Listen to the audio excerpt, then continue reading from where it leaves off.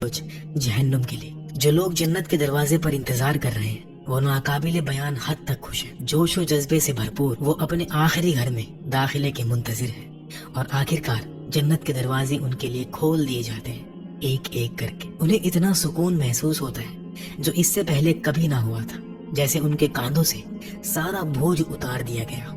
फिर अचानक रोशनी जाहिर होती है जिससे आसपास की हर चीज रोशन हो जाती है और जन्नत के फरिश्तों की आवाज सुनाई देती है, सलाम हो आप पर, अब इस जन्नत में हमेशा के लिए रहने आ जाइए। चमकते चेहरों वाले मोमिनीन हमेशा बाकी रहने वाली खुशियों की तरफ कदम बा कदम चलते हैं। उस लम्हे हर मुश्किल, हर आजमाइश जो उन्होंने दुनिया में सही थी अपने मानी पा लेती है। सब्र का बदला अब ना खत्म होने वाली नेमतों की सूरत में मिल चुका है। अब ना तो कोई थकावट होगी, न मौत और ना कोई आंसू। एक तरफ जहाँ खुशियाँ हैं तो वहाँ दूसरी तरफ दर्द और अजियत से भरपूर पछतावा है। जहन्नुम अब भरना शुरू हो चुकी है और गमो अजियत की मारी चीखें इसकी गहराइयों में गूंज रही है। तो असल में जन्नत और जहन्नुम कैसी है? क्या जन्नत हमारी दुनिया की तरह दिखती है? क्या वहाँ भी गर्मी और सर्दी, रात और दिन आते हैं? क्या वहाँ हमेशा रहना बोर नहीं कर देगा? और जन्नत में जाने वाले आखिरी शख्स का क्या किस्सा है,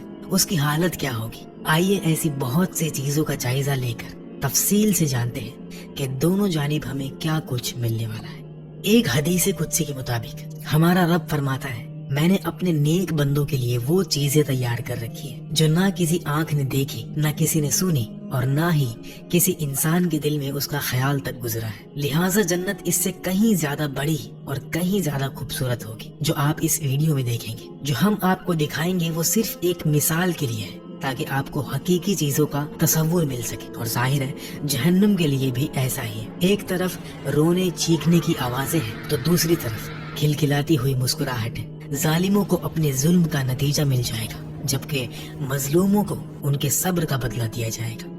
जन्नत वालों के लिए अब सारी मुश्किलें, तकलीफें और जहनी तनाव खत्म हो चुका है।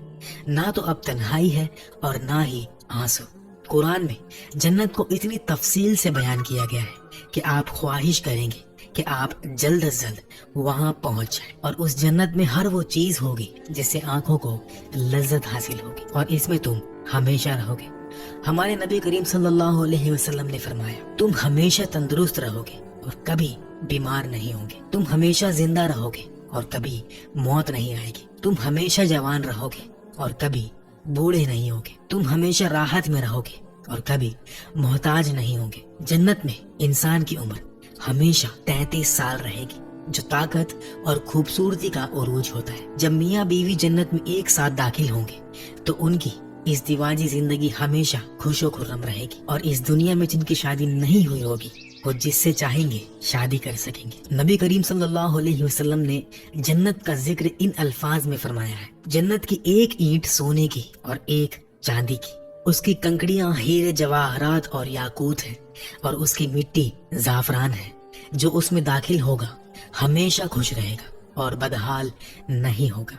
वहाँ हमेशा रहेगा और फौत भी नहीं होगा। उसके कपड़े कभी बोसीदा नहीं होंगे और उसकी जवानी हमेशा कायम रहेगी। और एक बड़ी दिलचस्प बात यह है कि फितरत के कवानीन और इस दुनिया के सबाब और असर के रिश्ते वहाँ लागू नहीं होंगे। यानी जो आप चाहेंगे वो फौरन हो जाएगा। फल खाने के लिए आपको बीज बोकर इंतजार करना या कहीं जाकर लाना नहीं पड़ेगा, क्योंकि जन्नत में किसी अमल या मरहले से गुजरना नहीं होगा। जो आप चाहेंगे अल्लाह उसे बराह रास्त पैदा फरमा देगा। जब आप किसी दरख्त से फल तोड़ेंगे तो फौरन उसकी जगह दूसरा फल पैदा हो जाएगा। दरख्त से कुछ भी कम नहीं होगा। जो गोश्त खाने का दिल चाहेगा वो पका पकाया आपके सामने फौरन आ जाएगा। मैं आपसे एक सवाल पूछता हूँ, आपने अपनी पैदाइश के बाद से अब तक कितनी किस्म के खाने खाए हैं? इस जिंदगी में हम पूरी दुनिया के जायकों का एक छोटा सा हिस्सा ही चख सकते हैं और ये छोटा सा हिस्सा भी हमें इंतहाई लज्जत अंगेज लगता है। गोया हम अपनी पूरी जिंदगी समंदर से एक गिलास पानी भरकर गुजार लेते हैं और फिर भी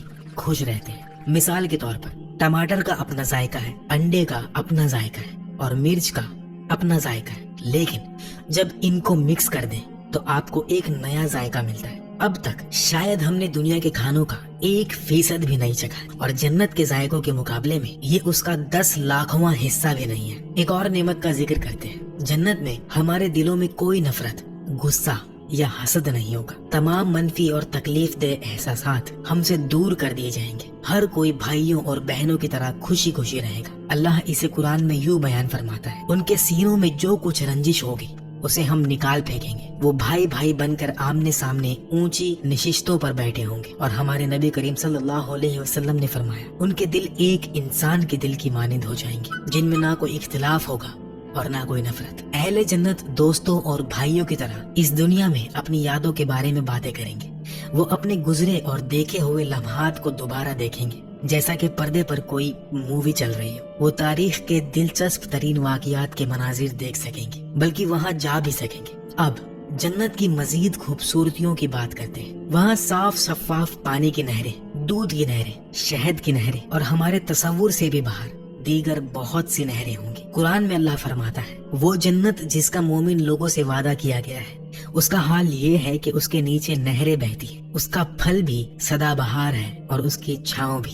اس میں ایسے پانی کی نہریں ہیں جو خراب ہونے والی نہیں، ایسے دودھ کی نہریں ہیں جن کا ذائقہ نہیں بدلے گا، ایسی شراب کی نہریں ہیں جو سراپا لذت ہوگی، اور ایسے شہد کی نہریں ہیں جو نتھرا ہوا ہوگا. اور ان جنتیوں کے لیے وہاں ہر قسم کے پھل ہوں گے اور ان کے پروردگار کی طرف سے مغفرت. لیکن یہاں بیان کی گئی شراب اس دنیا کی شراب سے بالکل مختلف ہوگی. اس میں جنت کی خصوصیات ہوں گی. یہ پاکیزہ مشروب ہوں گی جو سرور اور راحت پیدا کریں گے. ان سے کسی کو نشہ نہیں چڑھے گا. ان تمام فطری خوبصورتیوں کے علاوہ جنت کی آب و ہوا بھی بالکل متعدل ہوگی. اس دنیا کے برعکس وہاں نہ تو گرمی ہوگی اور نہ سردی، بلکہ آب و ہوا جو ہمیں سب سے زیادہ بھاتی ہے. اور جنت میں رات بھی کبھی نہیں ہوگی. وہاں ہمیشہ ایسی روشنی رہے گی جو دلوں کو خوشی سے بھر دے گی. اور جنت میں نیند نہیں ہوگی. اس دنیا میں نیند اس لیے اچھی لگتی ہے کیونکہ یہ تھکاوٹ دور کرتی ہے، لیکن جنت میں کسی قسم کی کوئی تھکاوٹ نہیں ہوگی.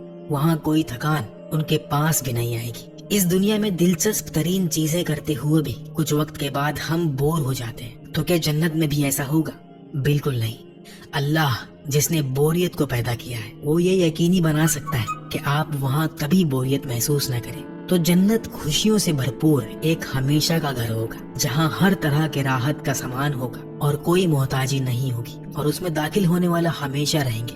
قرآن اور حدیث سے ہمیں پتہ چلتا ہے کہ جنت کے 8 دروازے ہیں. لوگ اپنے اپنے اعمال کے مطابق ان دروازوں سے داخل ہوں گے. ان میں باب الصلاح نماز کا دروازہ، باب الجہاد جہاد کا دروازہ، باب الصدقہ صدقہ خیرات کا دروازہ، باب الریان روزے داروں کا دروازہ، باب الحج حج کا دروازہ، باب القاظمین الغیظ والعافین عن الناس معافی کا دروازہ، باب الایمان ایمان کا دروازہ، اور باب الذکر ذکر کا دروازہ شامل ہے. اور مومنین اپنے مرتبے اور اللہ کے ساتھ اپنے تعلق کے لحاظ سے جنت کے 7 درجوں میں سے کسی ایک میں ہوں گے. یہ 7 درجے الفردوس، عدن، نعیم، درد الخلد، المأوى، دار السلام اور علیون ہے. لہٰذا اگر جنت کے مرتبے اور درجے مختلف ہیں تو سب سے اونچے درجے میں موجود شخص سب سے نیچے درجے میں موجود شخص کے ساتھ کیسا ہوگا؟ بدوی زمان نورسی نے نبی کریم صلی اللہ علیہ وسلم کی ایک حدیث کے ذریعے اس کی وضاحت بڑی خوبصورتی سے کی ہے. حدیث کے مطابق آپ انہی کے ساتھ ہوں گے جن سے آپ محبت کرتے ہیں. مثال کے طور پر فرض کریں کہ میری ذائقے کی حس بہت طاقتور ہے اور آپ کی بہت کمزور ہے. ہم ایک خوبصورت جگہ پر ایک ہی دسترخوان پر بیٹھے ہیں. میری نظر بھی بہت تیز ہے، میں دور تک دیکھ سکتا ہوں، لیکن آپ اتنی دور نہیں دیکھ سکتے. اگر ہم ساتھ بیٹھ کر گپ شپ کرتے ہوئے کھانا کھائیں تو کون زیادہ لطف اٹھائے گا؟ ظاہر ہے کہ میں، کیونکہ میری نظر زیادہ تیز ہے اور میری ذائقے کی حس بھی زیادہ طاقتور ہے. اسی طرح اگر ہم جنت میں اپنے دوستوں کے ساتھ ایک ہی دسترخوان پر بیٹھے ہوں اور ایک ہی کھانا کھا رہے ہوں، پھر بھی ہمیں حاصل ہونے والا مزہ مختلف ہوگا، لیکن کوئی بھی اس کی شکایت نہیں کرے گا. ہر کوئی خود کو ملنے والی نعمت پر مکمل خوش ہوگا. کوئی بھی اونچا درجہ نہ ملنے پر افسردہ نہیں ہوگا، کیونکہ ہر منفی یا تکلیف دہ احساس ان کے دلوں سے دور کر دیا جائے گا. اور جنت میں لوگ کس طرح کے لباس پہنیں گے؟ قرآن ہمیں بتاتا ہے کہ جنت کے لباس ریشم کا بنا ہوا ہوگا اور بہت خوبصورت ہوگا. ان کے اوپر باریک ریشم کا سبز لباس اور استبرق ایک قسم کا موٹا ریشم کے کپڑے ہوں گے. وہاں ان کے سونے کے گہنوں اور موتیوں سے آراستہ کیا جائے گا. اور جنت میں ہماری خوشبو کیسی ہوگی؟ ہماری شکل و صورت ایسی ہی ہوگی جیسی دنیا میں تھی۔ جنت میں اللہ ہر شخص کو ایسی مکمل خوبصورتی اور صورت و شابہ عطا کرے گا جو اسے سب سے زیادہ پسند ہوگی، اور یہ خوبصورتی صرف ایک شکل میں محدود نہیں ہوگی۔ اللہ اپنے بندوں کو اجازت دے گا کہ وہ جب چاہے صورت و شبہ اختیار کر سکتے ہیں، لہٰذا اہل جنت اپنی پسند کے مطابق مختلف انداز کی خوبصورتی کے حامل ہوں گے۔ نبی کریم صلی اللہ علیہ وسلم نے فرمایا، بے شک جنت میں ایک بازار ہے جہاں مردوں اور عورتوں کی شباہتوں کے علاوہ اور کسی چیز کی خرید و فروخت نہیں ہوگی، تو جس شخص کو بھی کوئی صورت پسند آئے گی وہ اس صورت کا حامل ہو جائے گا۔ تو کیا آپ نے داخل ہونے والے آخری جنتی کے بارے میں سنا ہے؟ ہمارے نبی اکرم صلی اللہ علیہ وسلم نے فرمایا، میں اس شخص کو جانتا ہوں جو سب سے آخر میں دوزخ سے نکلے گا اور سب سے آخر میں جنت میں داخل ہوگا۔ وہ دوزخ سے نکلے گا تو پیٹھ کے بل رینگتا ہوا نکلے گا، اور اللہ اس سے فرمائے گا، جاؤ جنت میں داخل ہو جاؤ۔ وہ جنت میں آئے گا، لیکن اس کو خیال آئے گا کہ وہ تو بھری ہوئی ہے، چنانچہ وہ لوٹ کر آئے گا اور کہے گا، اے میرے رب، میں نے اس کو بھرا ہوا پایا۔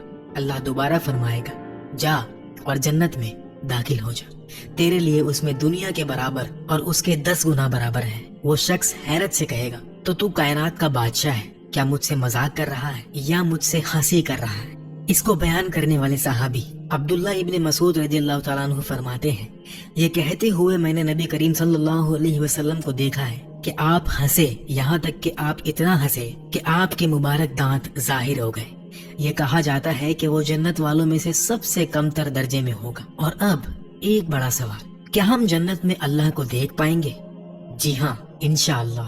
ہماری سب سے بڑی خوشی اللہ کو دیکھنا اور یہ جاننا ہے کہ وہ ہم سے خوش ہے۔ قرآن اس نعمت کا ذکر اس طرح کرتا ہے، اس دن بہت سے چہرے شاداب ہوں گے، اپنے پروردگار کی طرف دیکھ رہے ہوں گے۔ یہ جنت میں سب سے بڑا انعام ہوگا۔ بدوی زمام نورسی رحمۃ اللہ علیہ نے ایک اور تفصیل بیان کی ہے، جس قرآنی تشریح میں وہ فرماتے ہیں، زمین پر 1000 سالوں کی خوش باش زندگی جنت میں گزرے ہوئے 1 گھنٹے کے برابر بھی نہیں ہے، اور جنت میں گزرے ہوئے 1000 سال اللہ کو دیکھنے کے لیے 1 گھنٹے کے برابر بھی نہیں ہے۔